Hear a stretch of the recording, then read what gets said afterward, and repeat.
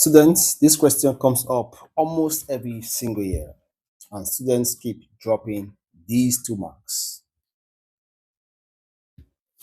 Today, let's look at this question. 0 is the center of the circle. A, B, and C are on the circumference. Angle AOB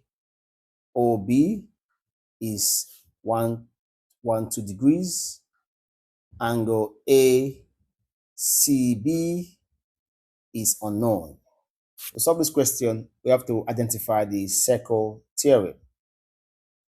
Number 1 is that AOB is the angle at the center, which is 112 degrees right here. Then angle ACB is our unknown, so angle ACB is unknown. Now, angle ACB, as you can see, is angle on the circumference.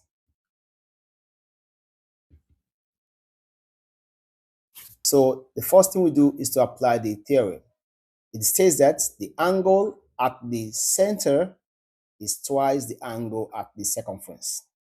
So if AOB is 112, becomes AOB is equal to twice the angle at circumference, which is angle ACB. So it means that ACB must be half of the angle at the center. So to find angle ACB, we have to divide 2 by both sides. So AOB is 112 equal to 2 times angle at circumference ACB. So we divide both sides by 2. So divide this by 2, divide this by 2.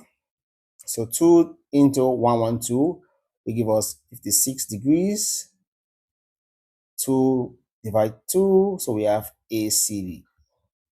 So our angle at circumference, which is angle ACB, is equal to 56 degrees. As you can see, it is half of the angle at the center. Remember, center angle is always the big one. Circumference is always half. Circumference angle is always half. Same arc every time, no exceptions. Now, if they flip it and give you the circumference angle, just multiply by 2 to get the center. This is Basic 2 Tech. See you in our next video.